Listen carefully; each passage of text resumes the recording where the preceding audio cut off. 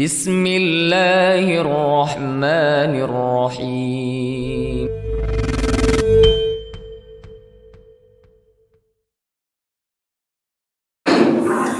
Bismillah. Alhamdulillah wassalatu wassalamu ala Rasulillah wa ala alihi wa ashabihi wa man tabi'ahum bi ihsanin ila yaumiddin, amma ba'du. Ya ayyuhalladzina amanu taqullaha haqqa tuqatih wa la tamutunna illa wa antum muslimun. Fa nuwasilu fi qiraah kitab Syarih Sunnah lil Imam Al-Muzani rahimahullahu taala. Kita teruskan membaca kitab Syarih Sunnah Imam Muzani rahimahullahu taala. Kemarin tentang malaikat, sekarang tentang Adam alaihi salam. Dan ini pembahasannya sederhana insyaallah. Bismillah. Qala al-mu'allif rahimahullahu taala, "Tsumma khalaqa Adama biyadihi wa askanahu jannatahu wa qabla dzalika lil ardi khalaqahu wa nahahu an syajaratin faqad nafadha qada'uhu alaihi bi akliha summa ibtalahu bima nahahu anhu minha summa salata alaihi aduwuhu fa agwahu alaiha wa ja'ala aklahu laha ilal ardi sababa fama wajada ila tarki akliha sabila wala anhu laha madhaba.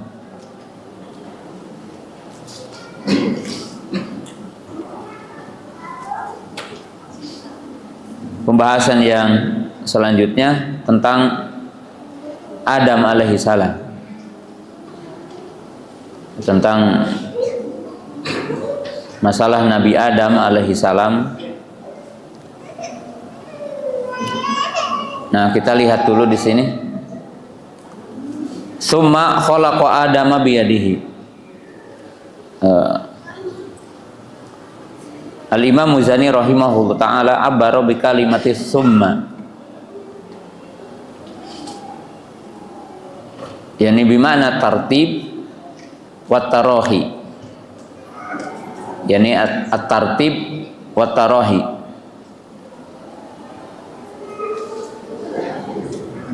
Wa fihi anna khalqa Adam ba'da khalqil malaikah.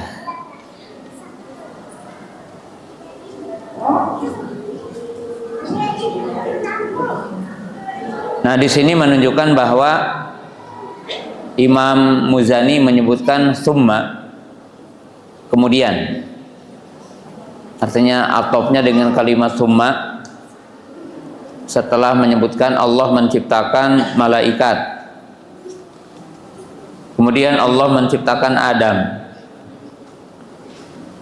Di sini menunjukkan dua sisi, bahwa malaikat lebih terdahulu diciptakan sebelum Adam, atau dalam bahasa lain, Adam diciptakan setelah Allah menciptakan malaikat. Kemudian antara penciptaan malaikat dengan penciptaan Adam alaihissalam itu ada jeda,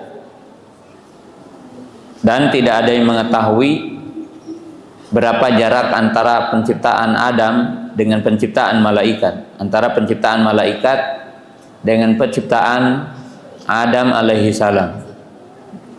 Jadi artinya tidak ada yang tahu seberapa jarak antara Adam dengan penciptaan malaikat. Nah, kita ketahui bahwa Allah Ta'ala menciptakan 3 makhluk, yaitu malaikat, kemudian Allah menciptakan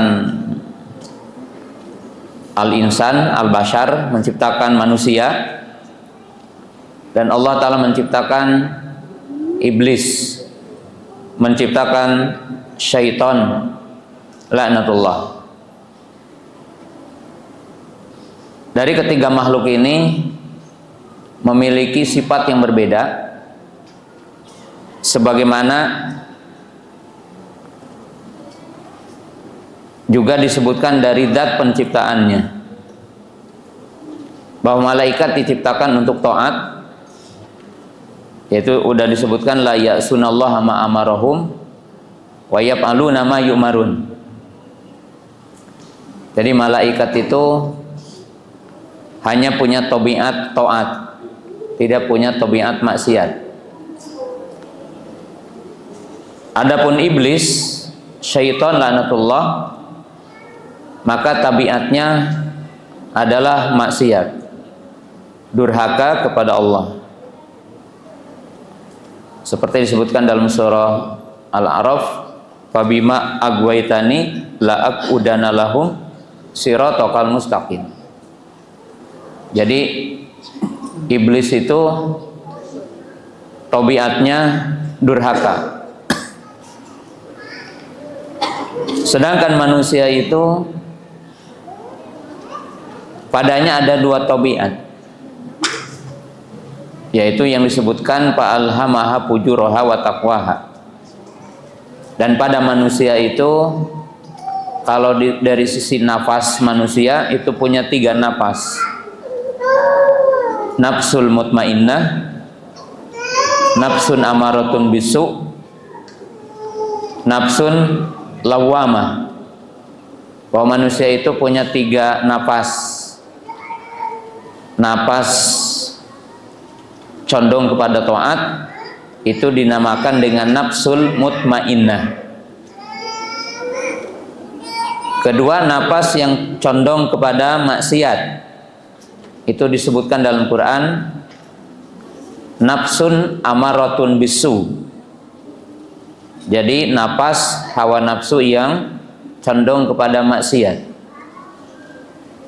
Yang ketiga adalah jiwa atau nafsu yang bimbang. Fala uqsimu binafsil lawamah. Ya, maka di sini manusia itu punya 2 kedekatan. Jadi manusia itu punya 2 kedekatan dan punya 2 alaqah antara makhluk yang tadi, yaitu alaqah dengan iblis, alaqah dengan syaitan, dan manusia juga punya alaqah dengan malaikat. Sebagaimana kita akan paham tentang Nabi Adam alaihi salam. Ya. Nah, perhatikan di sini tsumma khalaqa Adama biyadihi. Kemudian Allah menciptakan Adam dengan tangannya. Jadi kalimat tsumma menunjukkan tartib, susunan. Jadi Allah menciptakan malaikat dulu, kemudian setelahnya Allah menciptakan Adam alaihi salam, yaitu menciptakan Abul Bashar. Ya. Dan manusia makhlukun min makhluqatillah. Manusia itu makhluk di antara makhluk Allah. Kemudian tidak ada dalil tentang jeda atau berapa lama Allah menciptakan Adam, menciptakan malaikat, kemudian menciptakan Adam alaihi salam. Nah, perhatikan di sini. Tsumma khalaqa Adama biyadihi. Di sini mengandung 2 makna. Artinya ada 2 sisi yang harus kita yakini di sini. Yang pertama di sini adalah isbatu sifatil yadi lillah. Yadul hakiki taliku bijalalihi wa 'azamatihi. Laisa kamitslihi syai'un wa huwa samiul basir. Catatan yang pertama dari perkataan mu'allif di sini dikatakan khalaqa Adama biyadihi. Allah menciptakan Adam dengan tangannya. Nah, di sini sebagai dalil penetapan sifat yad bagi Allah. yaitu yad hakiki yang sesuai dengan keagungan dan kebesaran Allah. Jadi sesuai dengan kebesaran Allah, keagungan Allah. Yang yad bagi Allah adalah sesuai dengan keagungan Allah, tidak sama dengan makhluknya.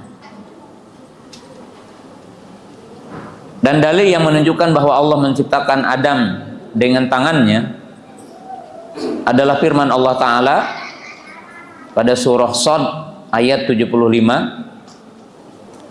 Qala ya iblisu ma manaka an tasjuda lima khalaqtu biyadayya.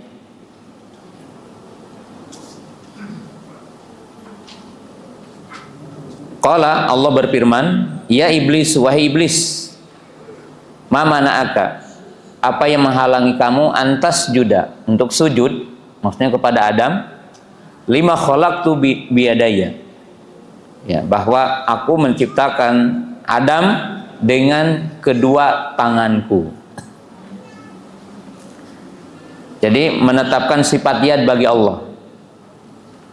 Yang ahlul kalam mentakwil sifat yad itu menjadi kudroh, atau diartikan nikmat, kudroh. Ya, jadi ahlul kalam mengartikan kalimat yad itu dengan kudroh, tapi ahli sunnah yad hakiki. Dan ayat-ayat yang menunjukkan bahwa Allah memiliki sifat yad selain ayat ini, ya, seperti bantahan kepada orang-orang Yahudi. Orang Yahudi mengatakan yadullahi maglulah, bal yadahu mabsutotan, bal yadahu mabsutotan. Ya. Tapi nanti kita akan jelaskan di tempatnya, ya, tentang sifat yad ini. Hanya saja kita pahami dari redaksi apa yang dikatakan oleh mu'allif. Khalaqa Adama biyadihi. Fahadha dalil min khasaisi Adam. Jadi kalimat khalaqa Adama biyadihi hadza dalilun min khasais Adam ahli salam. Wa inna Allah ta'ala khalaqa Adama laisa ka khalqi dzurriyyatihi. Khalaqa Adama biyadihi wa khalaqallahu dzurriyyata Adam biqaulihi kun fayakun. Perhatikan, ya. Perhatikan di sini, ini menunjukkan kekhususan Adam alaihi salam. Jadi menunjukkan kekhususan Adam alaihi salam. Di mana Adam alaihi salam itu diutamakan oleh Allah Ta'ala. Jadi ada keutamaan, ada berupa takrim, penghormatan kepada Adam alaihissalam. Di mana Adam alaihissalam diciptakan berbeda dengan duriyahnya. Duriyahnya itu termasuk kita, duriyatu Adam. Allah Ta'ala menciptakan Adam biyadihi, yaitu dengan tangannya langsung. Sedangkan duriyahnya Allah menciptakannya dengan kun fayakun. Dalam Quran berapa kali Allah menyebutkan kalimat kun fayakun? Ada yang ingat? Yang hafal Quran? Ya. Dalam Quran disebutkan kalimat kun fayakun disebutkan 8 kali. Nah, diawali dalam surah Al-Baqarah ayat 117. Badi'us samawati wal ard wa idza qada amran fa inna ma yaqulu lahu kun fayakun. Kemudian contoh yang lain dalam surah Ali Imran ayat 47. Kemudian surah Ali Imran ayat 59. Nah, itu bantahan kepada bantahan kepada Nasrani. Inna masala Isa indallahi kamasali Adama khalaqahu min turabin. Summa qala lahu kun fayakun. Summa qala lahu kun fayakun. Nah, ini perbedaan Adam alaihissalam dengan duriyahnya. Ya, kita pahami dulu kalimatnya, nanti kita jelaskan secara terperinci. Wa askanahu jannatahu. Kemudian Allah Subhanahu wa taala menempatkan Adam di surga. Jadi sebelum ke bumi ditempatkan dulu di surga. Dan ini juga merupakan keutamaan Adam alaihissalam. Dan surga yang ditempati Adam, apakah surga yang akan ditempati nanti? Yaitu surga yang merupakan Darun Naim lil mu'minin, atau jannatun ukhra, atau surga yang lain. Para ulama berbeda pendapat, walaupun yang rajih, yang kuat bahwa surga yang ditempati Adam alaihissalam di waktu dahulu, di awal penciptaan Adam, adalah surga yang akan ditempati oleh orang-orang beriman. Qala wa qabla dzalika lil ardi khalaqahu. Artinya Allah Ta'ala menciptakan Adam bukan untuk menempati surga. Jadi hikmah dan tujuan Allah Ta'ala menciptakan Adam memang bukan untuk menempati surga, tapi untuk menempati bumi, sebagaimana dijelaskan dalam ayat, ya, wa idh qala rabbuka lil malaikati inni ja'ilun fil ardi khalifah, ya, huwa alladzi ja'ala lakumul arda firasan. Jadi ja'ala lakum ar-arda, Allah Ta'ala menjadikan bumi untuk tempat Adam dan duriyahnya. Kemudian mu'allif menyebutkan wanahahu, artinya ini ketika kembali ke surga, dan Allah melarangnya an syajaratin, untuk memakan buah dari pohon yang ada di surga. Wa nafadha qada'uhu alaihi biakliha. Tapi Allah Ta'ala mentakdirkan, yaitu takdir kauni, bahwa Adam alaihissalam memakannya. Kemudian setelah itu tentunya istrinya, yaitu Hawa. Summa ibtalahu biha nahahu anhu minha. Jadi Allah mengujinya dengan larangan itu. Jadi dengan larangan itu Allah Ta'ala menguji Adam alaihissalam dan menguji istrinya Hawa. Summa salatu alaihi aduhu. Kemudian menguasai kepadanya musuhnya, yaitu syaitan, yaitu iblis. Fa'agwahu alaiha. Artinya bahwa Adam tersesat, ya, dan tergoda oleh iblis laknatullah. Wa ja'ala aklahu laha ilar ardi sababan. Kemudian Allah Ta'ala menjadikan, ya, makannya Adam terhadap pohon tersebut sebagai sebab dikeluarkan ke bumi. Jadi sebab-sebab.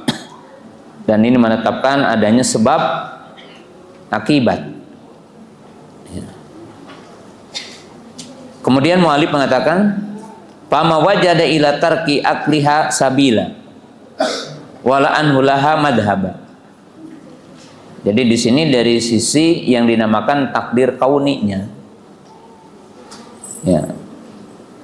Karena ini merupakan takdir yang Allah Ta'ala telah tetapkan kepadanya. Jadi qadara alaihi kawanan an yakula minha. Dan inilah apa yang kita tahu di bahasan pertama, ada takdir kauni, ada takdir syar'i. Ya, ada iradah kauniyah, ada iradah syar'iyah. Ya. Dan ini berkaitan dengan kisah Adam alaihi salam. Nah, kemudian tentang Adam alaihi salam di dalam Al-Quran itu dikisahkan oleh Allah Subhanahu wa Ta'ala dengan kisah yang sempurna. Dan kisah Nabi yang 25 dalam Al-Quran, jadi kisah para nabi di dalam Al-Quran, kisah Nabi itu disebutkan di dalam Al-Quran dengan berulang-ulang. Itu kisah para nabi, kisah para rasul, dikisahkan oleh Allah Subhanahu wa Ta'ala dalam Quran. Hanya kisah Nabi Adam alaihi salam itu merupakan kisah yang berbeda dibandingkan dengan kisah nabi-nabi setelahnya. Ya.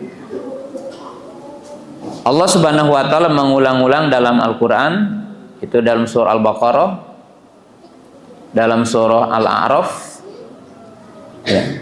Kemudian dalam surah Al-Kahfi, ya. Allah Subhanahu wa Ta'ala mengkisahkan kisah Nabi Adam dalam Quran.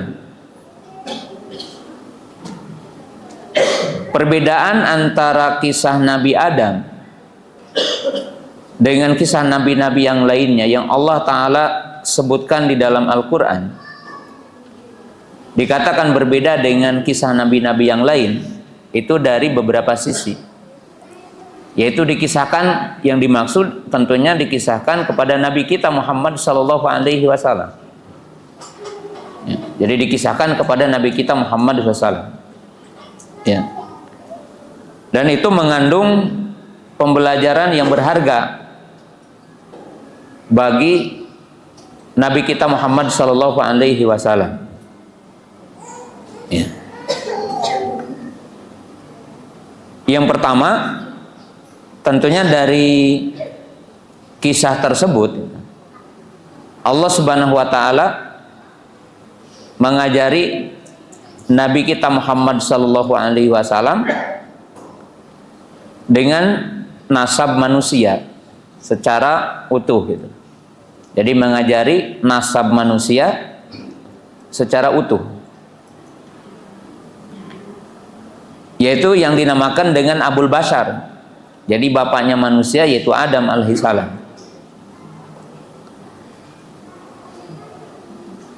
Dan kisah itu mengandung pembelajaran kepada Nabi kita Muhammad Sallallahu Alaihi Wasallam. Apa saja kisah dari kisah Nabi Adam yang itu diajarkan kepada Nabi kita Muhammad Sallallahu Alaihi Wasallam? Yang pertama, tetap menjelaskan tentang tamamu rububiyatillah, yaitu menjelaskan akan kesempurnaan rububiyah Allah Ta'ala. Jadi akan kesempurnaan rububiyah Allah Ta'ala. Allah sebagai Rabb, ya. Allah sebagai pencipta yang maha agung, Al-Khaliq, Allah itu sang pencipta, Ar-Rabb, Al-Malik, ya, Al-Khaliqu, Al-Maliku, Ar-Rabb. Allah itu sang pencipta, kemudian Allah itu sang pengatur, dan Allah itu sang pemilik. Jadi Allah itu sang pemilik, di mana Allah Subhanahu wa Ta'ala menciptakan makhluknya apa yang Allah mau. Jadi apa yang Allah kehendaki. Dan Allah Subhanahu wa Ta'ala menciptakan makhluk yang paling sempurna. Ya, jadi Allah Subhanahu wa Ta'ala menciptakan makhluk, yaitu makhluk yang paling sempurna. Ya, Allah Subhanahu wa Ta'ala menggambarkan dalam surah Al-A'raf, ya, dalam surah Al-A'raf Allah Subhanahu wa Ta'ala mengatakan, ya, ayat ke-10 dan ayat ke-11. Allah berfirman, walaqad makkannakum fil ardi wa ja'alna lakum fiha ma'aisha qalilan ma tashkurun walaqad khalaqnakum tsumma sawwarnakum tsumma qulna lil malaikati isjudu li adama fasajadu ila iblis lam yakum minas sajidin. Jadi Allah Subhanahu wa taala telah menciptakan manusia dalam penciptaan yang paling sempurna. Jadi dalam penciptaan yang paling sempurna. Kemudian Allah Subhanahu wa taala menyebutkan tentang proses penciptaan Adam alaihi salam. Jadi Allah Subhanahu wa taala menyebutkan dalam Al-Qur'an itu proses penciptaan Adam alaihi salam. Jadi bagaimana Allah Subhanahu wa taala menciptakan Adam alaihissalam. Jadi Allah menciptakan Adam alaihissalam seperti apa? Itu disebutkan dalam Al-Quran dengan 3 tahapan: at-takhliq, wat-taswir, wan-nafhu. Jadi yang pertama adalah awal dari penciptaannya. Jadi Allah menciptakan, yaitu disebutkan dalam Quran prosesnya adalah min turabin, dari tanah, kemudian min tinin, dari tin, ya, artinya yang telah dicampur dengan air, kemudian min hama'in masnun, ya, itu penciptaan makhluk, min solsolin kal fakhor. Jadi bagaimana Allah Subhanahu wa taala menggambarkan kebesarannya menciptakan manusia. Kemudian fase yang kedua taswir, yaitu membentuk sehingga manusia berbeda bentuknya dengan seluruh makhluk, dari makhluk Allah Subhanahu wa taala, fi ahsani taqwim, ya, dalam bentuk yang paling sempurna. Kemudian setelah itu Allah taala meniupkan ruh.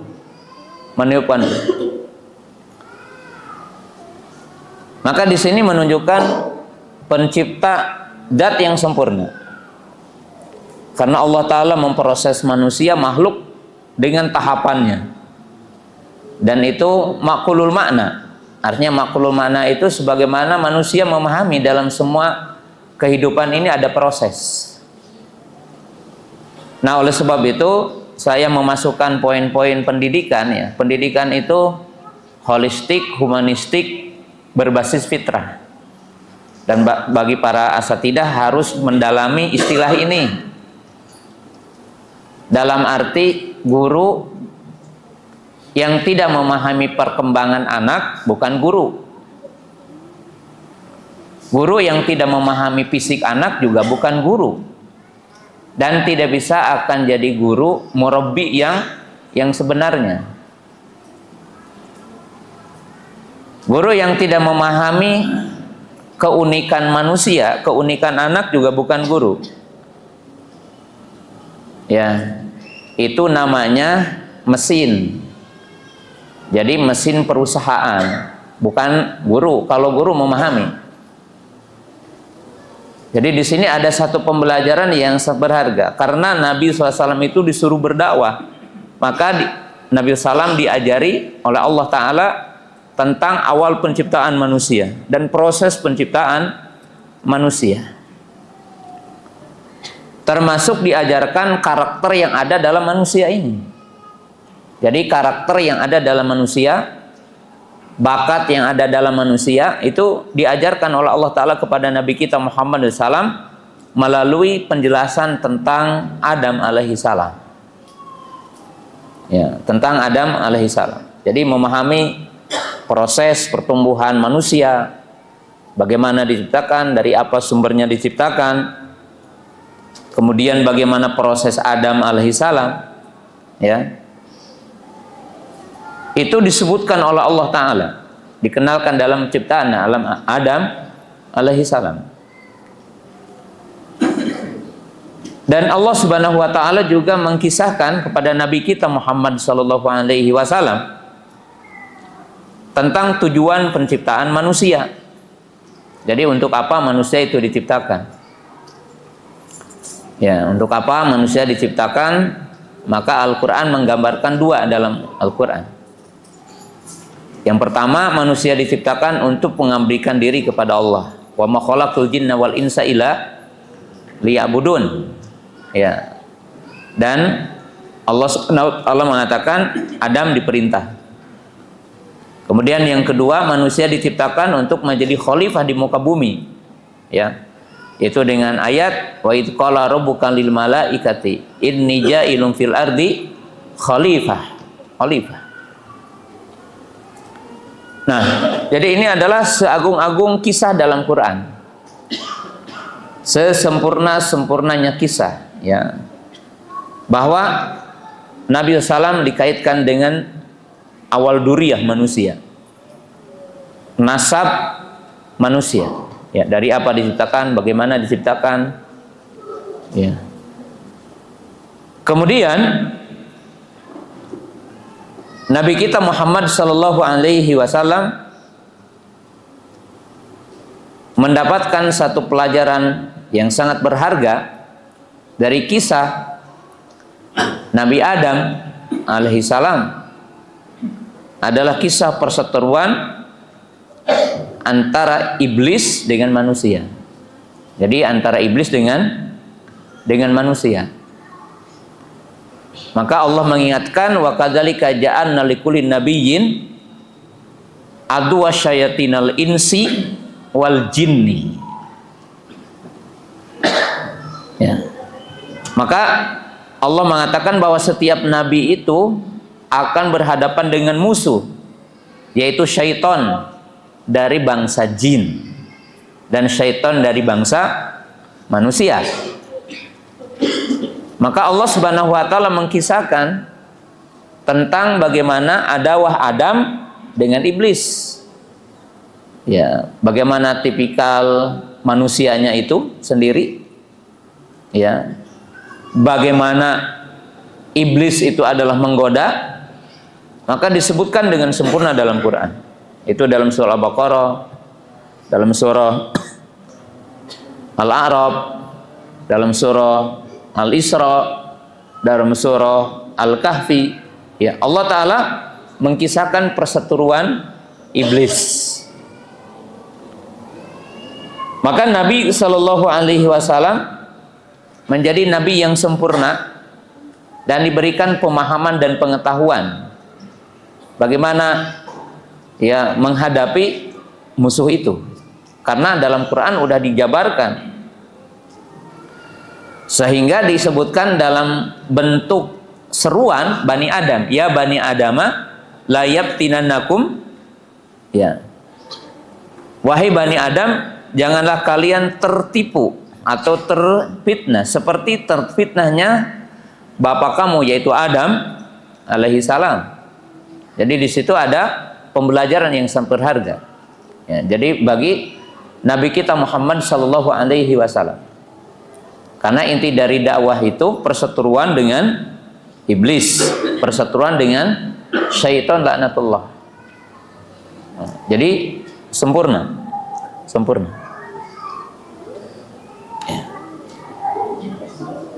Dan banyak lagi tentunya apa yang bisa dipelajari gitu. Jadi itu sekedar sekilas, sepintas gitu, bahwa penceritaan atau pengkisahan Adam di dalam Al-Quran terhadap Nabi kita Muhammad SAW itu merupakan kisah yang sangat menakjubkan, kisah yang sangat agung, karena memiliki pembelajaran yang sangat berharga.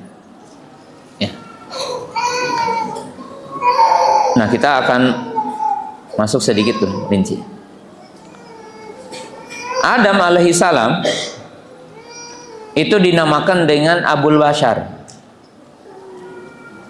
Ada juga yang mengatakan bahwa kunyah Adam adalah Abu Muhammad, seperti kunyah dengan kunyah Nabi kita Muhammad sallallahu alaihi wasallam. Adam alaihissalam itu diciptakan berdasarkan ijma hari Jumat. Jadi diciptakan hari Jumat. Jumat yang mana tidak ada yang tahu. Dan Adam alaihissalam diciptakan oleh Allah Subhanahu wa taala dengan ukuran yang sangat besarnya. Disebutkan di dalam hadis bahwa tingginya adalah 60 dhira, atau dalam bahasa kita dikatakan 60 hasta. Lebar badannya adalah 7 hasta. Jadi jangkung gitu. Jadi tinggi, besar. Kemudian manusia itu berkurang dalam setiap saatnya. Jadi dalam setiap saatnya manusia berkurang sampai dalam masa kita badan manusia seperti ini. Ya. Itu sekilas tentang Adam alaihissalam. Kemudian Adam alaihissalam itu masa hidupnya di bumi. Jadi masa hidupnya di bumi adalah 960 tahun. Jadi 960 tahun atau 10 abad kurang 4 apa? Kurang 60 kurang 40 tahun. Jadi 10 abad atau 1000 tahun kurang 40 tahun. Itu masa hidupnya Adam alaihissalam di bumi. Dan umur manusia sebagaimana fisiknya berkurang, maka umurnya juga apa? Berkurang. Dan umur umat Nabi kita Muhammad sallallahu alaihi wasallam itu tidak lebih umumnya dari 60 tahun. Itu dari sisi apa? Dari sisi tentang fisik manusia ya. Jadi berkembang itu tapi jadi berkurang. Jadi berkurang ya.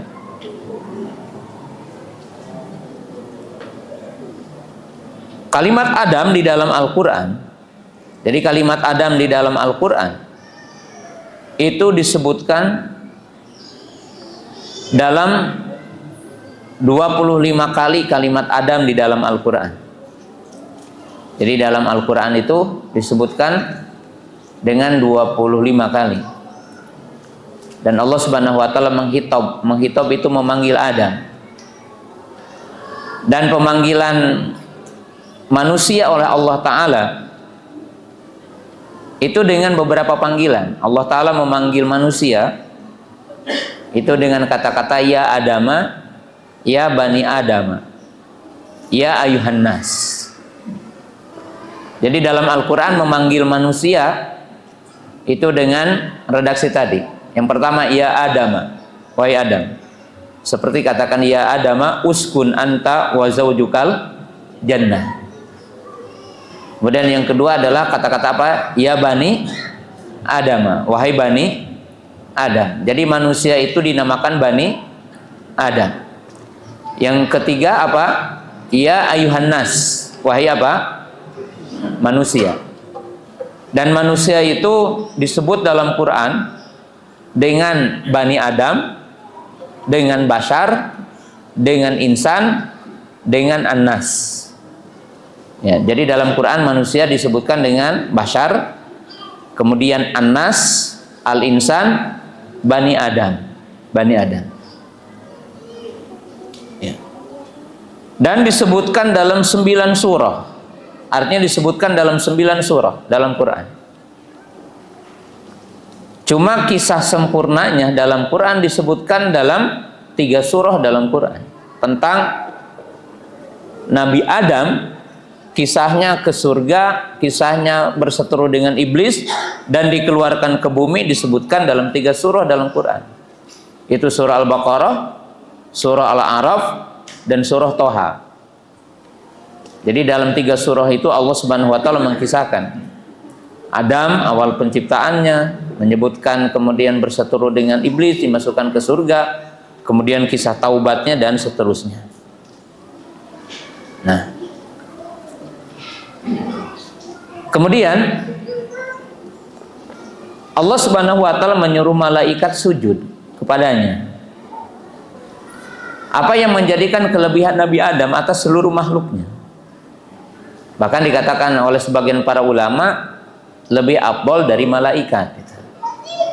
Lebih afdal dari malaikat.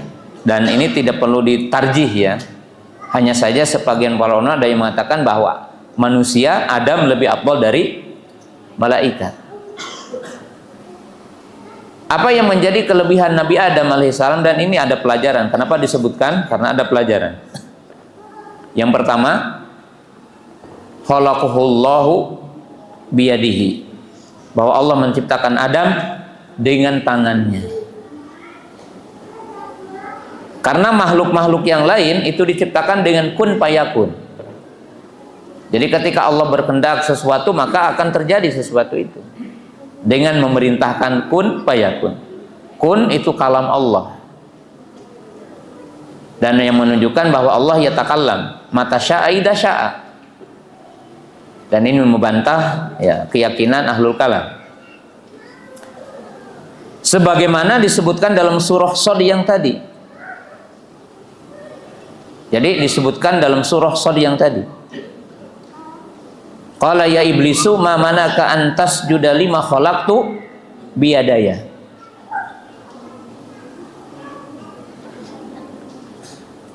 Kemudian yang kedua, nufiha fihi min ruhihi, yaitu ruh yang Allah Ta'ala ciptakan.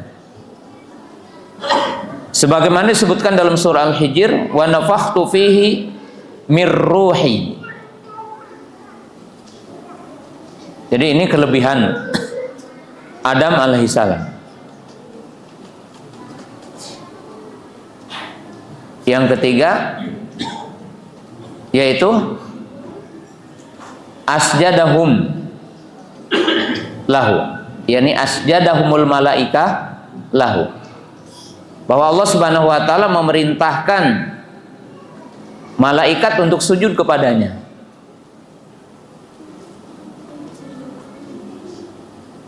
Sebagaimana disebutkan dalam ayat-ayat ya, baik di surah Al-Baqarah atau di surah Al-Isra atau di surah Toha, bahwa Allah Ta'ala merintahkan malaikat untuk sujud kepadanya.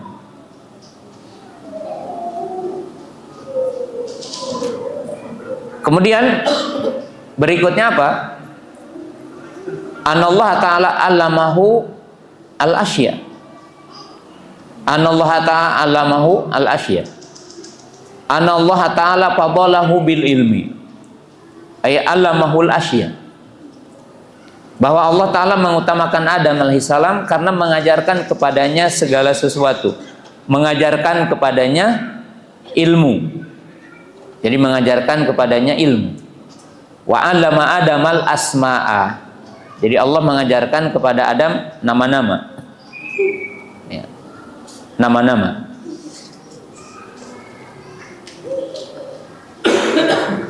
Kemudian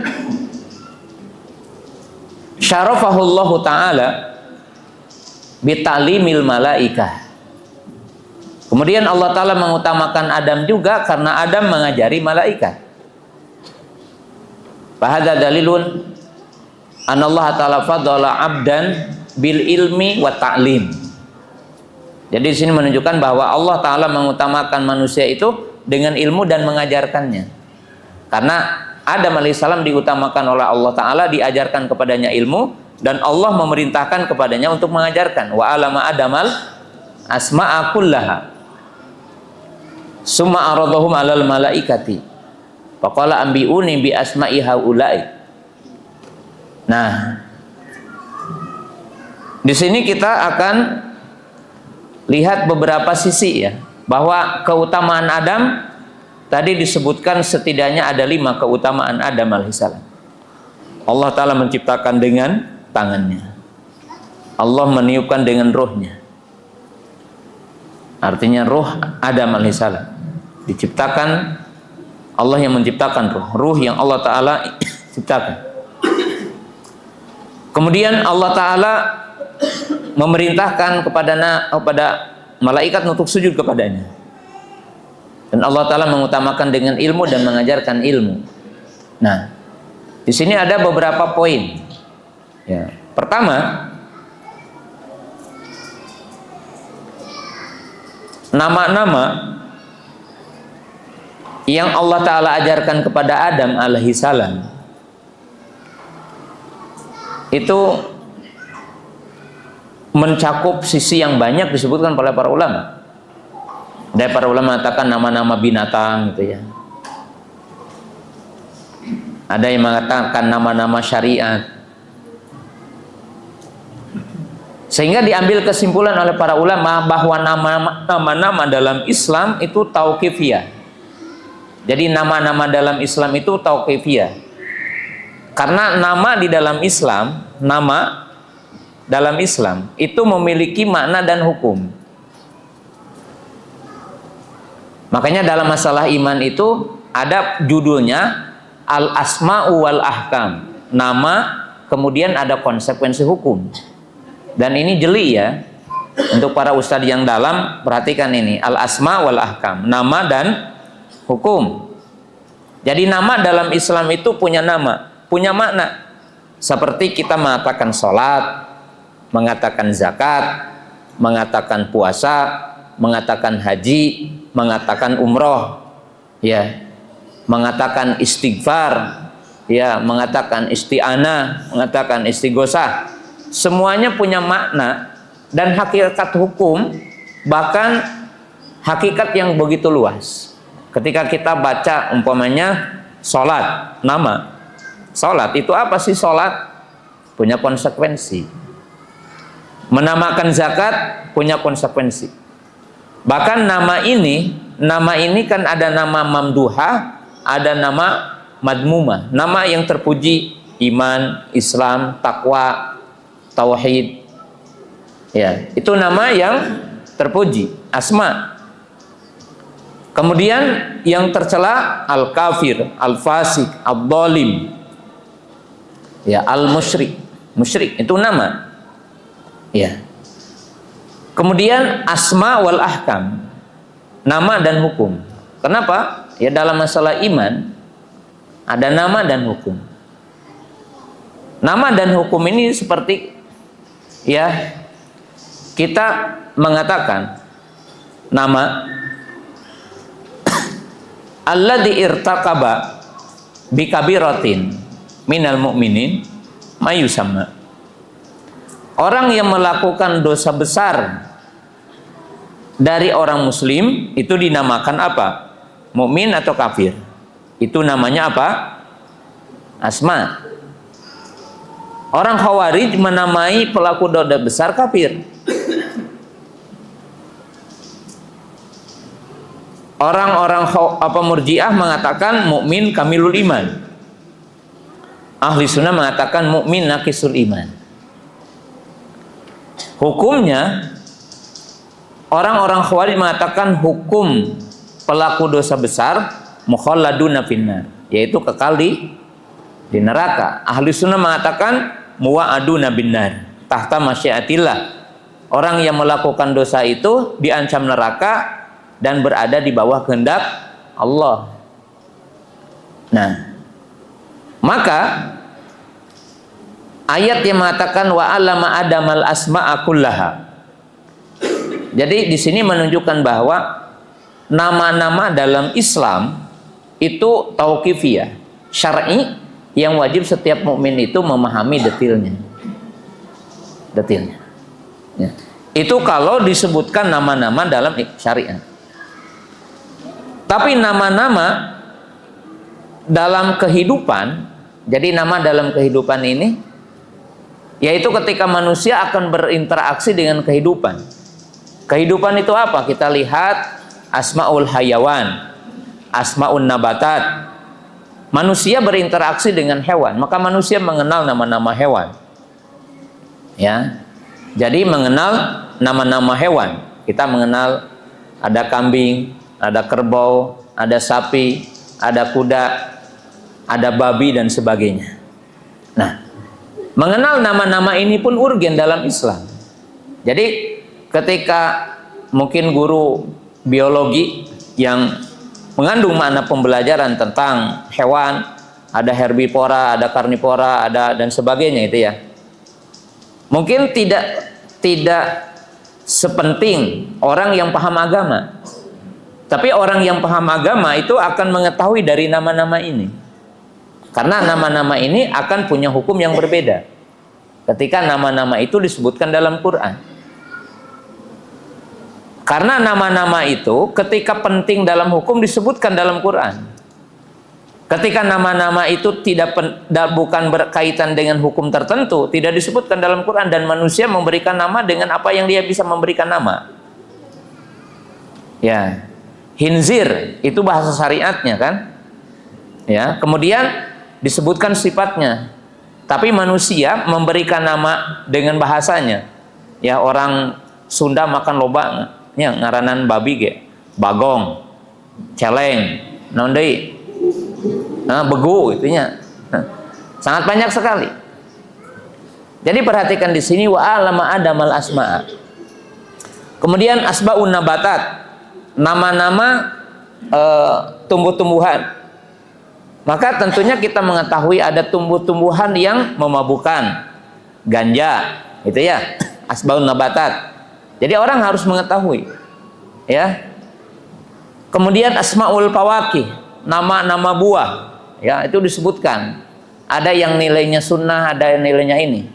Nah, termasuk antum harus paham. Karena ustadz itu harus paham penamaan dalam Quran. Seperti sider. Ada ustadz yang tiba-tiba mengatakan sunnah menanam sider di rumah. Itu dari mana gitu kan ya? Atau ada ustadz bilang bahwa berobat meruqyah dengan sider sunnah. Tidak ada kata-kata sunnah. Cuma ada ulama yang pernah mengobati dengan sider gitu. Nggak ada dalam hadis itu bahwa Nabi SAW mengobati dengan sider atau sunnahnya. Nah, memahami nama ini perlu. Ya bagi antum ya yang ini yang ustadz S1 yang nanti jadi S2 gitu ya. Ya. Nama-nama ini penting, makanya wa alama adamal asma'a. Menyebutkan nama-nama. Ya. Nama-nama ini. Ya. Kemudian sisi lain wa alama adamal asma'a. Kita tahu ya. Walladzi khalaqalakum fil ardi jami'a. Kulu min thayyibati apa ayatnya? Halalan thayyibah apa ayatnya? Kulu mimma razaqnakum apa ayatnya? Apa ayatnya? Halalan thayyibah. Awalnya apa? Kulu min thayyibat. Enggak, yang halalan thayyibah.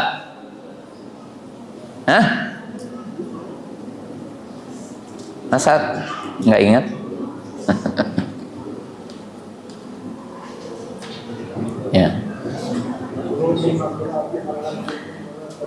Ya.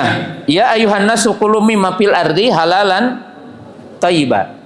Ya, itu surah Al-Baqarah ayat 168. Nah, kita perhatikan. Ketika Allah mengatakan wahai manusia makanlah di bumi yang halal dan thayyib. Ini bima'rifatil asma. Ya, antum kan tahu nama ya, ada rumput rumput ini gitu dinamai. Kemudian orang mengetahui fungsinya apa? Fungsinya gitu ya. Ya. Antum memahami tadi diperintahkan memandikan jenazah pakai apa? Daun sidr, bimain wasidrin. Ya, kemudian menyamak gitu kan ya. Maka sisi lain bahwa manusia dengan mengetahui nama-nama ini tahu manfaatnya gitu. Tahu manfaatnya. Nah, maka oleh sebab itu teman-teman yang dimuliakan Allah Subhanahu wa taala, yang sangat agung di dalam kisah Nabi Adam ini, ya, ketika kita memahaminya, ini sebagai penutup di sore ini kita pahami, ketika Allah Subhanahu wa taala menyebutkan hikmah manusia diciptakan untuk dua. Apa yang pertama? Ibadah. Kemudian yang kedua untuk jadi apa? Khalifah. Pahami oleh antum, dalami.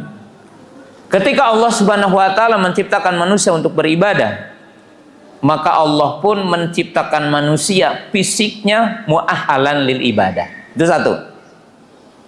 Jadi Allah Subhanahu wa taala menciptakan manusia mu'ahhalan. Mu'ahhalan itu disediakan dengan postur tubuh gitu ya. Itu siap untuk beribadah kepada Allah dengan perintah-perintahnya. Perintah sujud, perintah ruku, perintah kita sholat ya. Dan Allah taala menciptakan alladzi khalaqa alladzi qadara fahada. Itu yang pertama. Yang kedua, manusia diberikan berupa kudrah akliyah, kudratul fahmi. Manusia diberikan berupa kemampuan untuk mencerna, akal, memahami nas perintah Allah. Kemudian Allah Ta'ala membimbingnya dengan menurunkan kitab dan mengutusnya para rasul. Maka itu merupakan rububiyah Allah.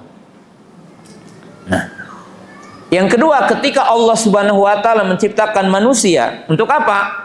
Untuk imaratu dunia, untuk memakmurkan dunia ini.